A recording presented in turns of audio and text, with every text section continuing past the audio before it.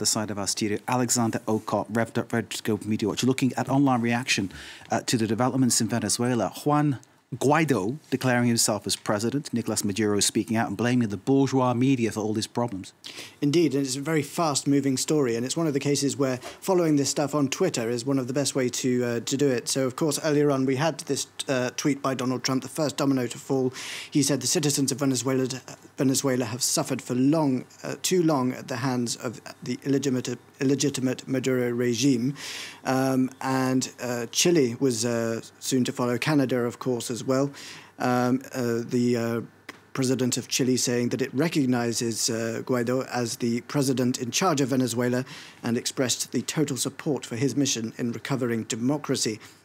Lots of leaders, as we know, in Davos at the moment, and from there, altogether, other regional leaders from Brazil, Peru and Colombia, all joining in recognizing the opposition leader as the interim president.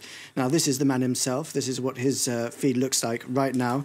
He says that Venezuela today took an historic step towards what we recognize the civil attitude of our people. Today, more than ever, we need to organize and reorganize each other. Today we have achieved our goal and we're going well, Venezuela. That's his take on things. Now, as we move forward, we can see lots of live feeds coming through of these opposition protests. Absolutely huge protests all over the capital and all over Venezuela and in other countries as well. Reports of protests in neighbouring countries in support of this, and even here in Europe, in Spain, quite a large enough to have protests there, the Venezuelan population. Nicolas Maduro. Now, this has come, as we know, on a national anniversary, 61st anniversary of the Popular Revolution of 1958, and his feed is full of pro-Maduro, pro-revolution feeds, all of his supporters, and lots of his supporters have been coming to his aid.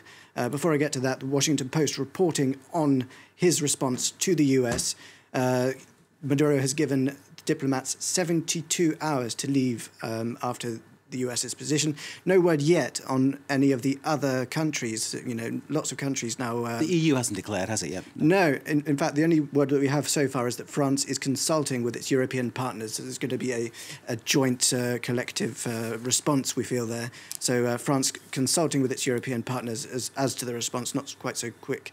We have several pro-Maduro accounts, Hands Off Venezuela, one of them, calling it an imperialist coup launched in Venezuela. And lots of accounts. This is a well-known TV presenter in Venezuela who's pro-Maduro, showing the large crowds that had gathered for that and trying to put across the idea on social media that there were lots of red-clad Maduro supporters there.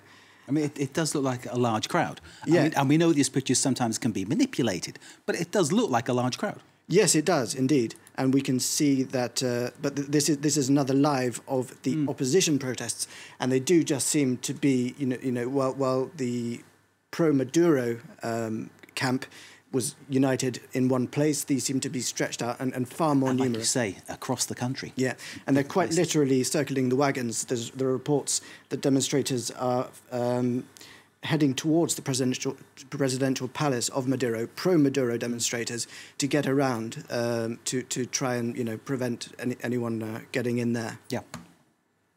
Okay, so our coverage of Venezuela will continue. Alex, you'll be looking at another story which has caught the imagination today. A Swedish teenager calling for climate action, and she's turned out to be the unlikely star at Davos, the World Economic Forum. Yes, indeed. Now we're talking about this girl, Greta Thunberg, a 16-year-old schoolgirl from Sweden. 16, okay. 16. Now, she already made headlines last month at the COP24 talks in Poland.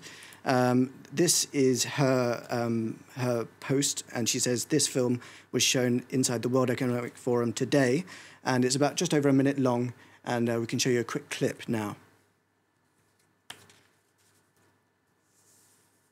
Some people, some companies and some decision makers in particular has known exactly what priceless values they are sacrificing to continue making unimaginable amounts of money. I want to challenge those companies and those decision makers into real and bold climate action. I don't believe for 1 second that you will rise to that challenge, but I want to ask you all the same. I ask you to prove me wrong, for the sake of your children, for the sake of your grandchildren, for the sake of life and this beautiful living planet. Alex, I like this young lady. Yes, and she put all of them to shame because there's a record number of private jets that have gone in, and she took a whole day to get there by train. So, yeah, she's really putting actions and words together there. Fantastic. Power to her, power to you too as well, sir. Thank you very much to Alex Okot with the Media Watch. Thanks to Kate for the business. As ever, great to see you. And thanks to you for watching. Stay with us. More to come here, of course, live from Paris.